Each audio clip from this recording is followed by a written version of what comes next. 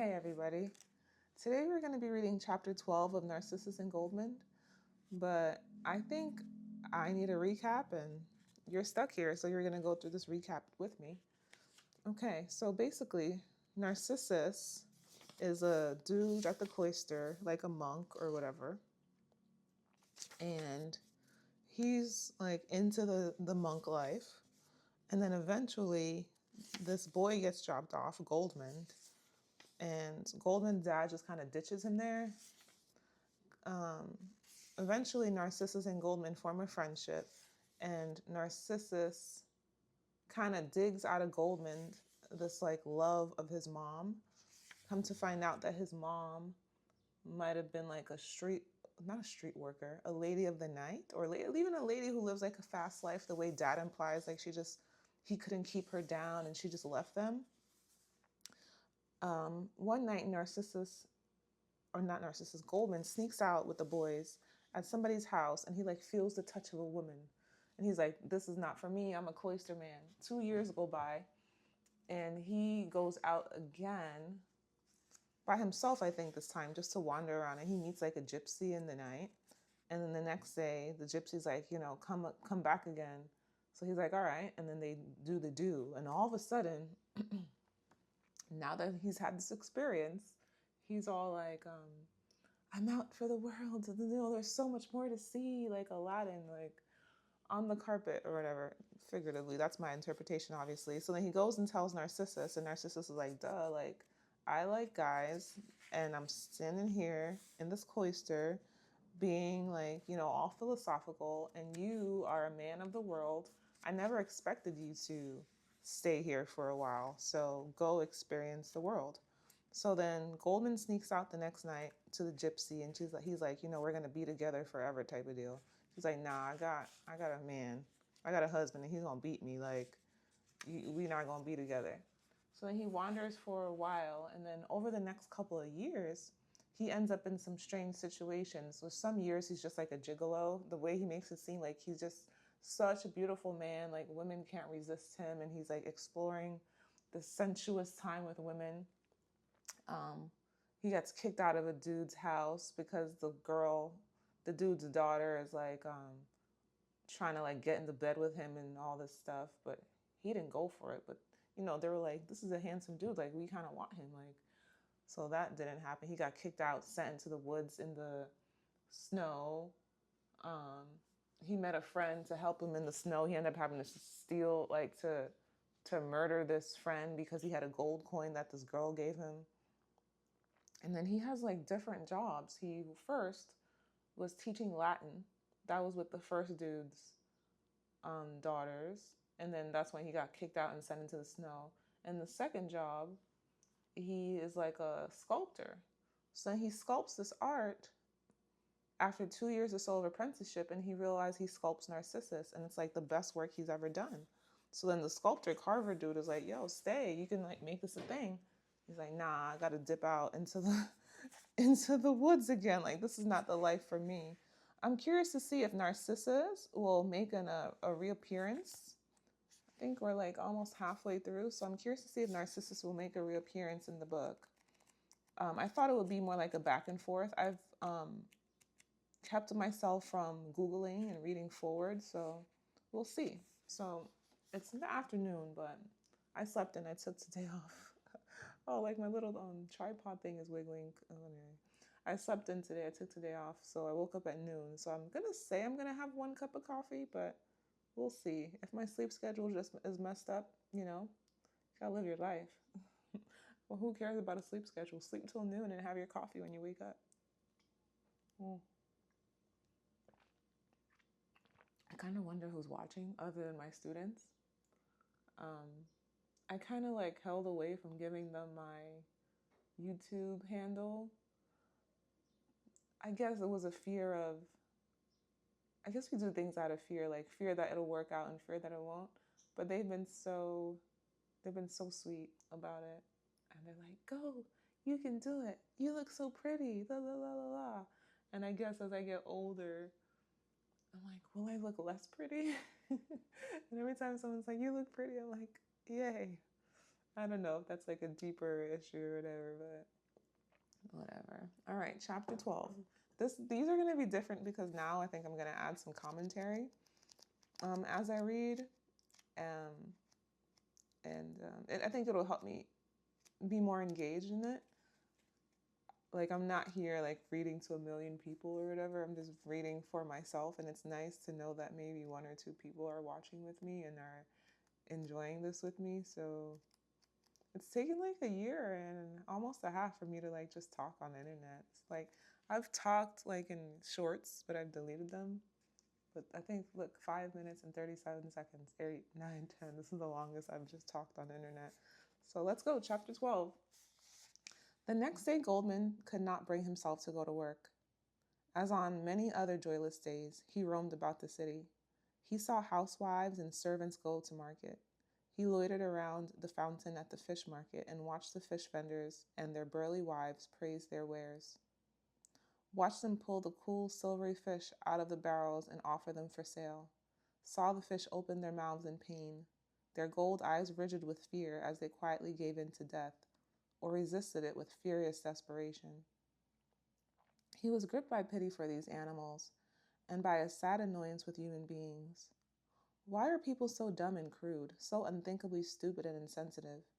How could those fishermen and fishwives, those haggling shoppers, not see these mouths, the deathly frightened eyes, and wildly flailing tails, the gruesome, useless, desperate battle, this unbearable transformation from mysterious, miraculously beautiful animals, the quiet last shiver that ran across the dying skin before they lay dead and spent into flattened, miserable slabs of meat for the table of those jovial paunches?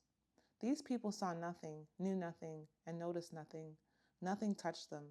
A poor, graceful animal could expire under their very eyes, or a master could express all the hope, nobility, and suffering, all the dark, tense anguish of human life in the statue of a saint with shudder-inducing tangibility.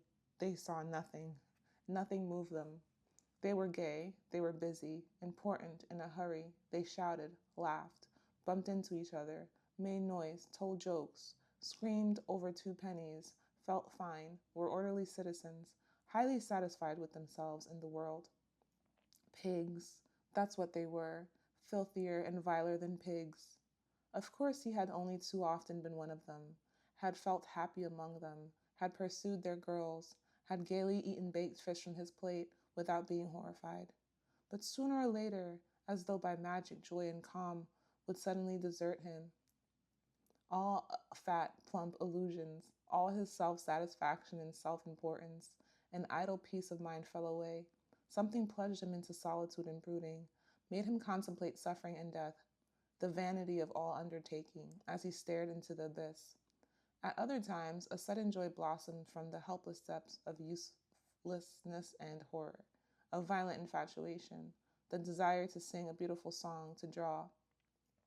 He had only to smell a flower or play with a cat, and his childlike agreement with life came back to him. This time, too, it would come back. Tomorrow or the day after, the world would be good again. It would be wonderful. At least it was so until the sadness returned, the brooding, the remorse for dying fish and wilting flowers, the horror of insensitive, pig-like, staring but not seeing human existence. It was at such moments that Victor always came to mind. With torturing curiosity and deep anguish, he would think of the lanky wayfarer whom he had stabbed between the ribs and left dying on the pine boughs covered with blood. And he wondered what had become of Victor. Had the animals eaten him completely? Had anything remained of him? The bones were probably, and perhaps a few handfuls of hair. And what would become of the bones? How long was it, decades or just years, until bones lost their shape and crumbled into the earth? As he watched the goings-on in the marketplace, feeling pity for the fish and disgust for the people, anguished by the melancholy in his heart, and a bitter hatred against the world and himself, he once more thought of Victor. Perhaps someone had found and buried him? And in that case, had all the flesh fallen from the bones? And had it rotted off? Had the worms devoured everything? Was there still hair on the skull and brows above the hollows of the eyes? And what had remained of Victor's life, which had been so full of adventures and stories, the fantastic playfulness of his odd jests? Was there nothing else left alive of this human existence, which had, after all, not been ordinary, other than the few stray memories his murderer had of him? Was there still a Victor in the dreams of women who had once loved him? Or had every vestige of him disappeared and dissolved? Thus it happened to everyone and everything, a brief flowering that soon wilted and was soon covered by snow.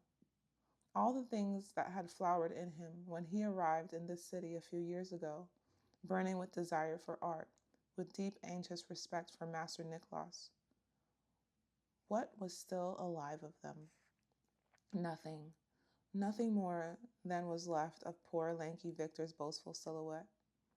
If someone had told him a few years ago that the day would come when Nicholas would recognize him as an equal and demand his master's license from the guild, he would have believed all the happiness in the world was in his hands. And now this achievement was nothing but a faded flower, a dried-up, joyless thing. In the middle of these thoughts, Goldmund suddenly had a vision. It lasted only an instant, a lightning flash. He saw the face of the Universal Mother, leaning over the abyss of life, with a lost smile that was both beautiful and gruesome. She was looking at birth and death, at flowers, at rusting autumn leaves, at art, at decay. Everything had the same meaning to the Universal Mother. Her chilling smile hung above everything, like a moon, sad and pensive. The dying carp on the cobblestones of the fish market was as dear to her as Goldmund. She was as fond of the scattered bones of the victor who had once tried to steal his gold as she was of his master's proud, cool young daughter Elizabeth.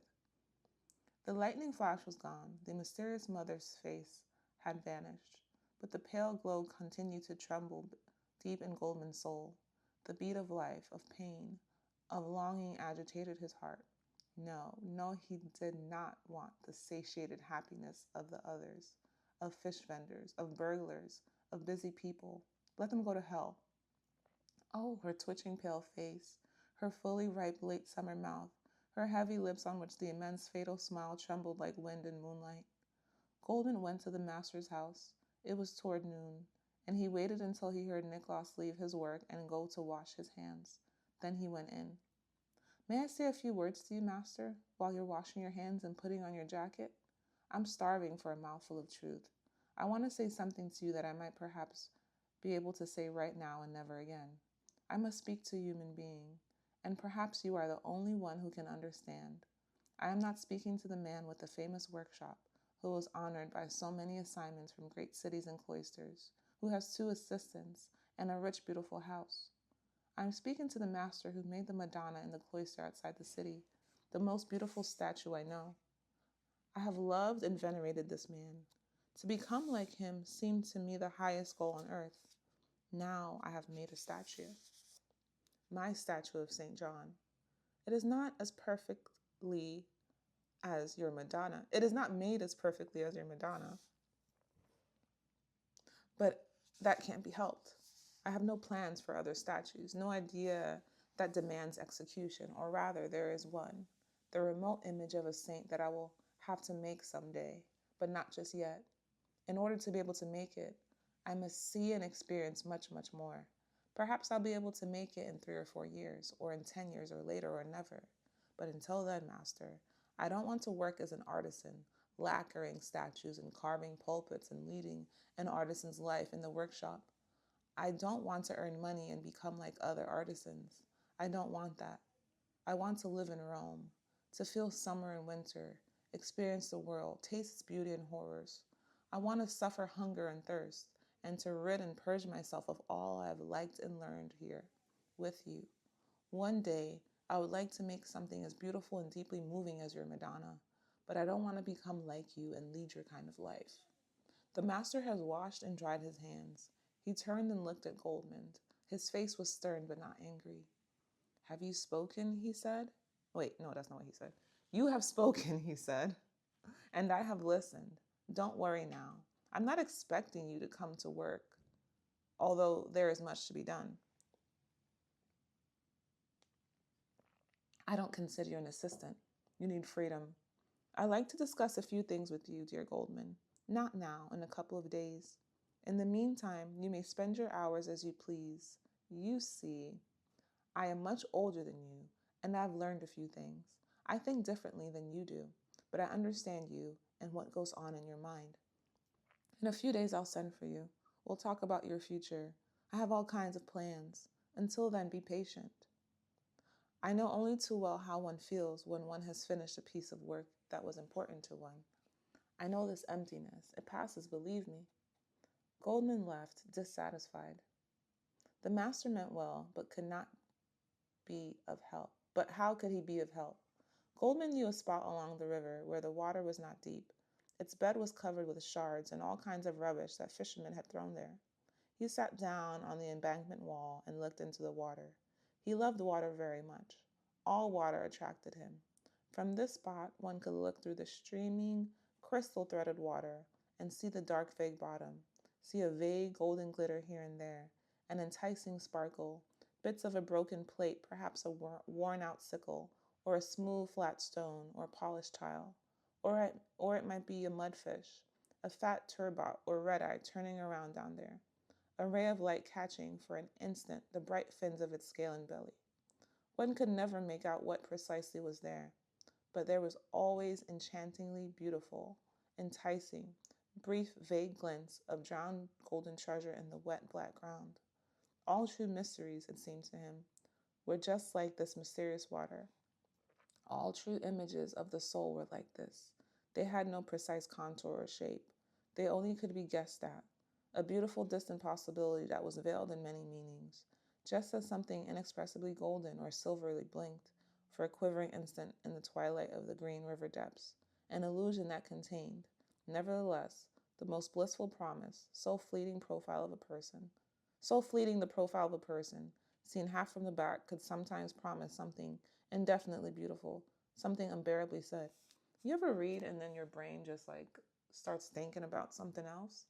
Like I was just thinking about like this part-time job that I have sometimes where I tutor after school and the company that I work for, and how last year when I worked for them it was like pretty decent, pretty chill, and this year has been a mess, and how I would like to work for them again because I don't want to work in the summer.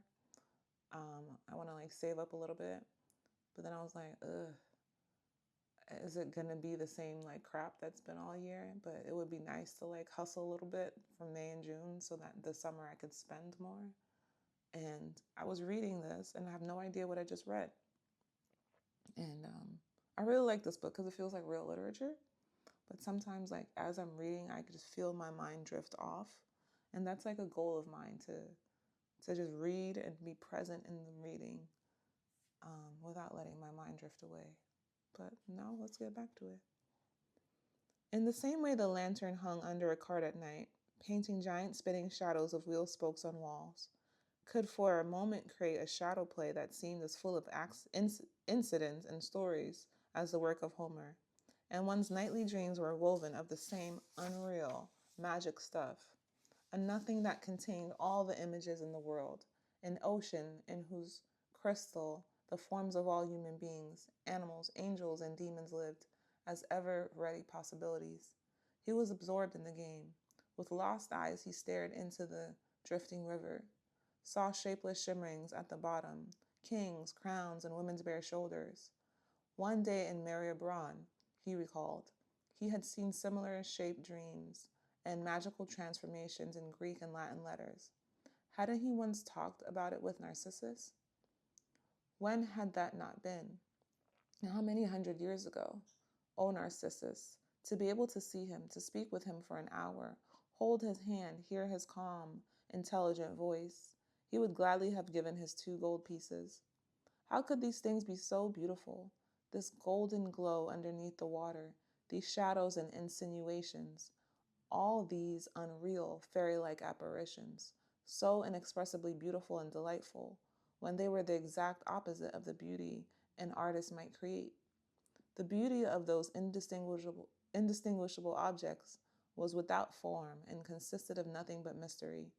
This was the very opposite of the form and absolute precision of works of art. Nothing was as mercilessly clear and definite as the line of a drawn mouth or a head carved into wood. Precisely to the fraction of an inch, he could have retraced the underlip of the eyelids of Nicklaus's Madonna statue. Nothing was indefinite there, nothing deceptive, nothing vague. I did it again. I just zoned out. But this time I can't even remember what I was thinking about. But let's as the kids say, you gotta lock in. I think that's why I'm gonna keep reading, because I know it's possible to get my attention span back, to get my attention back, you know? Goldmund was absorbed in his thoughts. He could not understand how that which was so definite and formal could affect the soul in which the same manner as that which was intangible and formless. One thing, however, did become clear to him: why so many perfect works of art did not please him at all, why they were almost hateful and boring to him, in spite of a certain undeniable beauty. Workshops, churches, and palaces were full of those fatal works of art. He had even helped with a few himself. They were deeply disappointing because they aroused the desire for the highest and did not fulfill it. They lacked the most essential thing, mystery. That was what dreams and truly great works of art had in common: mystery. Goldmund continued his thought. It is mystery I love and pursue. Several times I have seen it beginning to take shape as an artist. I would like to capture and express it. Someday, perhaps, I'll be able to. The figure of the Universal Mother, the great birth giver, for example. Unlike other figures, her mystery does not consist of this or that detail, of a particular voluptuousness or sparseness, coarseness or delicacy, power or gracefulness. It consists of a fusion of the greatest contrasts of the world, those that cannot otherwise be combined, that have made peace only in this figure. They live in it together, birth and death, tenderness and cruelty, life and destruction. If I only imagined this figure, and were she merely the play of my thoughts, it would not matter about her. I could dismiss her. I could dismiss her as a mistake and forget about her. But the Universal Mother is not an idea of mine. I did not think her up. I saw her. She lives inside me. I've met her again and again. She appeared to me one winter night in a village when I was asked to hold a light over the head of a peasant woman giving birth. That's when the image came to life within me. I often lose it. For long periods, it remains remote. But suddenly it flashes clear again, as it did today. The image of my own mother, whom I loved most of all, has transformed itself into this new image and lies encased within the new one, like the pit in the cherry. As his present situation became clear to him, Goldmund was afraid to make a decision. It was as difficult as when he had said farewell to Narcissus and to the cloister. Once more, he was on an important road, the road to his mother. Would this mother image one day take shape, a work of his hands, and become visible to all? Perhaps that was his goal, the hidden meaning of his life. Perhaps he didn't know. But one thing he did know: it was good to travel toward his mother, to be drawn and called by her. He felt alive. Perhaps he'd never be able to shape her image.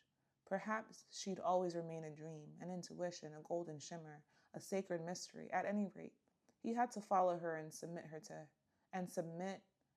his fate to her. She was his star. And now the decision was at his fingertips. Everything had become clear. Art was a beautiful thing, but it was no goddess, no goal, not for him. He was not to follow art, but only the call of his mother. Why continue to perfect the ability of his hands? Master Nicklaus was an example of such perfection. And where did it lead? It led to fame and reputation, to money and a settled life, and to a drying up and dwarfing of one's inner senses, to which alone the mystery was accessible. It led to making pretty precious toys, all kinds of ornate altars and pulpits, so Saint Sebastian's and cute curly angels' heads at 4 guilders apiece. Oh, the gold in the eye of a carp, the sweet thin silvery down at the edge of a butterfly's wing were infinitely more beautiful, alive, and precious than a homeroom full of such works of art. I kind of get that. Like, where does like your passion then Like when you're making money off your passion, when do you lose it, right? Like sometimes I watch YouTubers, I'm like, you go back to like their initial videos and you're like, you're really just talking about gossip or whatever it is you're like talking about, or plans because you like it. And then later on, when they have like hundreds of thousands of followers or whatever, they're like, well, I don't want to make videos because then about this because no one's going to watch it. And it's like you kind of lost yourself a little bit, because I get it, you're doing it because your passion has turned into like this thing you can monetize, right? But then is it worth it? Like, is that a life well lived? Doing things that you don't necessarily want to do, you know? I don't know. A boy came singing down the river road. Sometimes his singing was interrupted by a bite into a big piece of white bread he was carrying in his hand. Goldmund saw him and asked him for a small piece of bread, scratched out some of the soft crumb with 2 fingers, and formed tiny balls with it. He leaned over the embankment railing and threw the bread balls slowly, one by one, into the water, saw the white ball sink into the darkness, saw pushing fish heads swarm around it until it disappeared into one of the mouths. With deep satisfaction, he saw ball after ball go under and disappear. Then he felt hungry and went to see one of his loves, who had served as a maid in a butcher's house, and whom he called my lady of sausages and hams. With the usual whistle, he called her to the window of her kitchen, expecting her to give him a little nourishing something to slip in his pockets and eat outdoors. High above the river, on one of the vine-covered hills, where thick red soil glistened healthier under the full grape leaves, where small blue hyacinths with the delicate scent of fruit blossomed in the spring. But this seemed to be his day of decisions and realizations. As Catherine appeared at the window, smiling down to him out of her coarsened face, as he stretched out his hand to make the habitual signal, he suddenly remembered all the other times he had stood waiting in the same manner. With boring precision, he foresaw everything that would happen in the next few minutes. She would recognize his signal, step back, reappear promptly at the back door with a morsel in her hand, smoked sausage perhaps, which he would accept, and he'd stroke her a little, and press her to join him as she expected of him. Suddenly, it seemed infinitely stupid and ugly to provoke this whole mechanical sequence of often experienced things and play his part in it, to receive the sausage, to feel her sturdy breasts against him, and squeeze her a little, as though in payment. Suddenly he saw a trait of soulless habit in her dear, coarse face, something mechanical and unmysterious in her friendly smile, something unworthy of him. His gesture froze in midair. The smile froze on his face. Was he still in love with her? Did he really still desire her? No. He had been there too often. All too often, he had seen the self-same smile and smiled back without a prompting from his heart. What had still been all right yesterday was suddenly no longer possible today. The girl was still standing there, looking, but he had turned away, vanished from the street, determined never to go back there again. Let someone else stroke those breasts.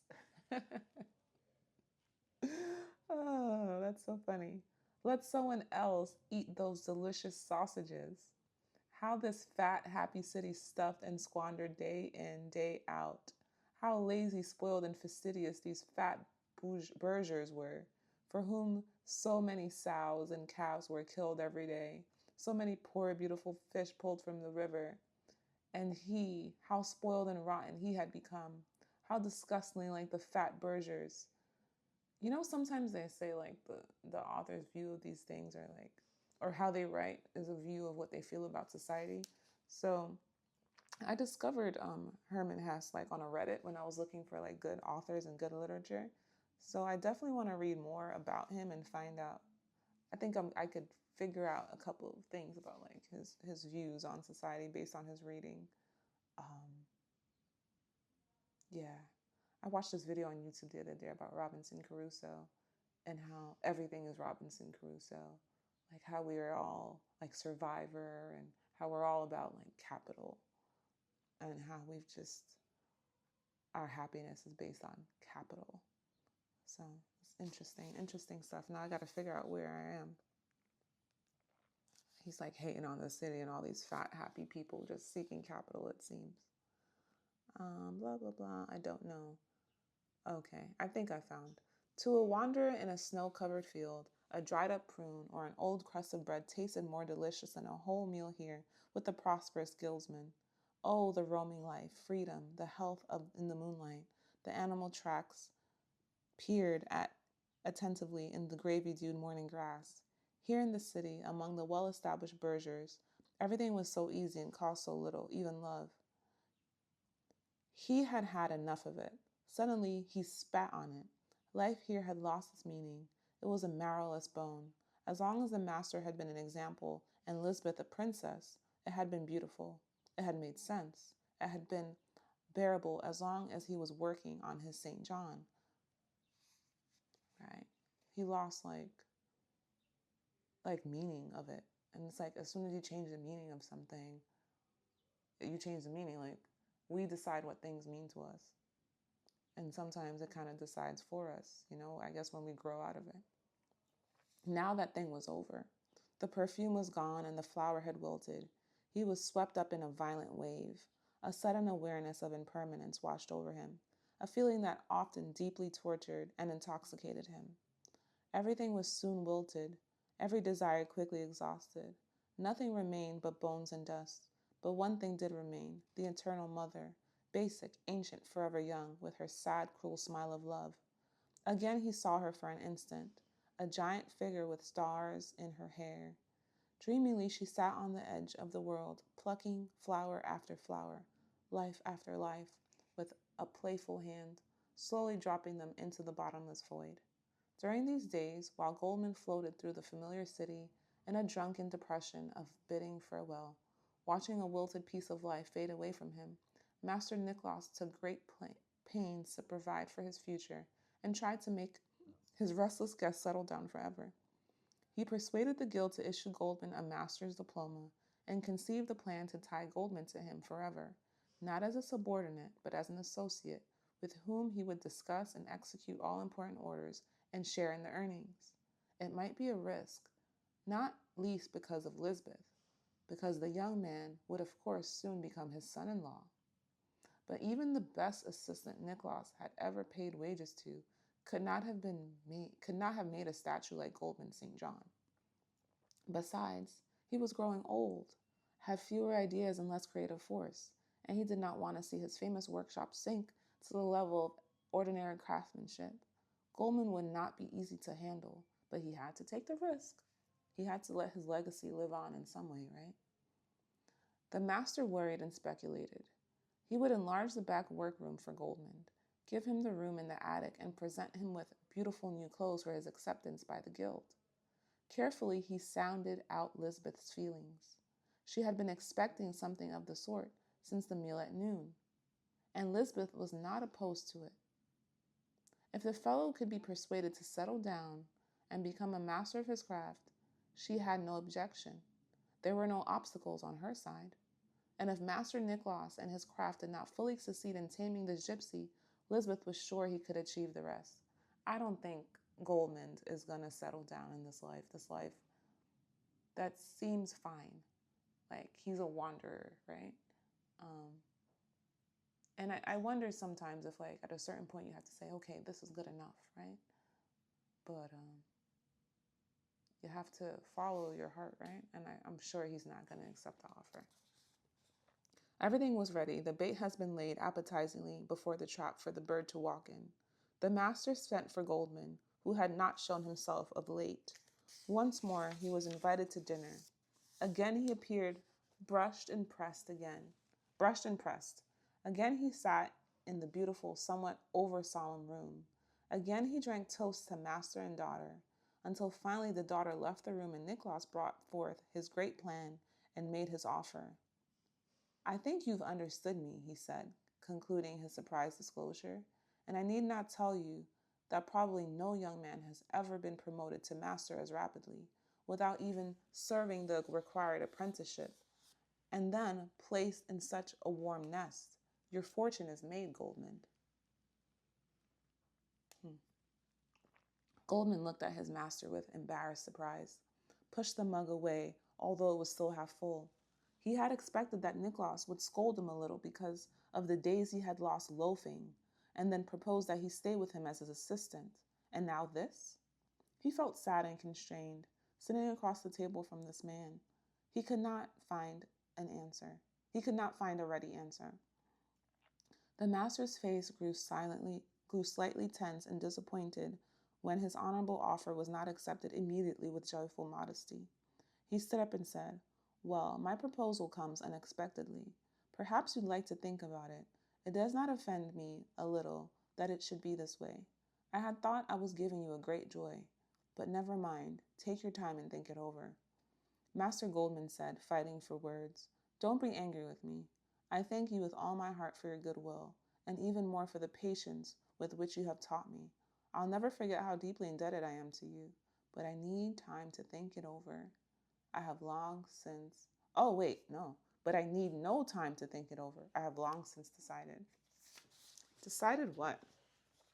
"I had made a decision before I accepted your invitation, and before I had any idea of your honorable offer. I am not going to remain here any longer. I'm going back on the road." Nicholas turned pale and looked at him darkly. "Master," begged Goldmund, "I do not wish to offend you, believe me. I have told you my decision. Nothing can change it. I must leave. I must travel. I must be free. Let me thank you cordially once again, and let us bid each other a friendly farewell." He held out his hand. He was close to tears. Nicholas did not take his hand. His face had turned white. He was pacing the room faster and faster, his steps echoing with rage. Never had Goldmund seen him like that. Suddenly the master stopped, made a dreadful effort to control himself, and said, looking past Goldmund through clenched teeth, "All right, go then if you must, but go at once. Do not force me to see you again." Dramatic. "I don't want you to do or say anything that I might regret later. I don't want to do." Oh, so he's hurt. I mean, I imagine he's hurt. He imagined this man marrying his daughter and taking over his business. He saw his talent, um, but he knew he was a gypsy. He knew that wasn't in him. So I don't know. I think we all try to tame other people sometimes, right? When we know they're gypsies, or if we know that we're gypsies, we kind of play with people to be like, "Oh, you can tame me, maybe." But you know that's not where your heart is, and a gypsy can only be with another gypsy running around the forest of life, or whatever you want to call it. All right. Once more, Goldmund held out his hand. The master looked as though he were going to spit at it. Goldmund turned, now also pale, and walked softly out of the room. Outside, he put on his cap and crept down the stairs, letting his hand brush over the carved heads. Downstairs, he entered the small workshop in the courtyard, stood for a while in farewell in front of his St. John, and left the house with a pain in his heart that was deeper than when he left the knight's castle in poor Lydia. At least it had gone quickly. At least nothing unnecessary had been said. That was his only consolation as he crossed the threshold.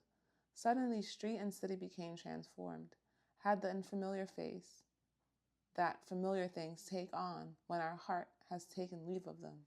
Oh, I like that.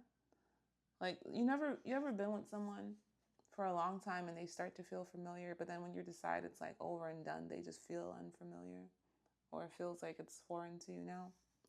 It's a feeling I've had, obviously. I'm sure a lot of people have too. He looked back at the door of the house. It had become the door to a strange house that was now close to him. Back in his room, Goldmund began to prepare for his departure. Not much preparation was necessary. He merely had to say farewell. There was a picture on the wall that he had painted, a gentle Madonna, and a few trifles that he had acquired. A Sunday hat, a pair of dancing shoes, a roll of drawings, a small lute, a number of small clay figures he had modeled, a few presents from women, a bunch of artificial flowers, a ruby red drinking glass, a hard, old heart-shaped cookie, and similar odds and ends. Each piece had a meaning and a story, had been dear to him, and was now only cumbersome clutter, of which he could take nothing along. He traded the ruby glass for his landlord's good strong hunting knife, which he sharpened at the wedding stone in the courtyard. That was smart. He's probably going to need to stab somebody again, walking into the forest. Oh, man. He crumbled up the cookie and fed it to the chickens in the front door. That was nice. Gave the painting of the Madonna to his landlady and was given a useful gift in exchange, an old leather satchel and ample provisions for the road. He packed his few shirts in the satchel with a couple of small drawings, rolled over a piece of broomstick, and put in the food. Everything else had to stay behind. There were several women in the city whom he should have to whom he should have said farewell. He had slept with one of them only yesterday, without telling her of his plans. Men been the same since 18 whatever. Women too, or equal offenders. Romantic souvenirs had a way of attaching themselves to one when one wanted to move on, but they were not to be taken seriously. He said farewell to no one but the owners of the house. He did that in the evening so he could leave very early the next morning. And yet there was someone who got up in the morning and asked him into the kitchen for a cup of hot milk just as he was about to sneak out. It was the daughter of the house, a child of 15, a quiet, sickly creature with beautiful eyes who had a defect in the hip that made her limp. Her name was Marie, with a sleepless face, completely pale and carefully dressed and combed. She served him hot milk and bread in the kitchen and seemed very sad to see him leave. He thanked her out of pity, kissed her goodbye on the narrow of her mouth. Reverently, with closed eyes, she received the kiss. What is the narrow of your mouth? Is it this part? I guess everybody was crushing on Goldmund. I really enjoyed this chapter, I think, because I commented on it instead of just reading straight through. So I'm looking forward to chapter 13. I'm sure he's going to get into another adventure. I'm trying not to sneak peek, but I really am enjoying this book. It wasn't what I expected. I thought it was going to be more philosophical, but I guess why this is a classic. I want to say it's a classic. I guess like reading new books is just not like on Book Talk, BookTube or whatever. It seems like my feed is always like, don't read new books, they suck. Okay. Translated from the German, Narcissus and Goldmund, copyright 1930. So this book is about 100 years old, which is totally cool. All right, thank you for being here. I'll see you guys next time. Bye.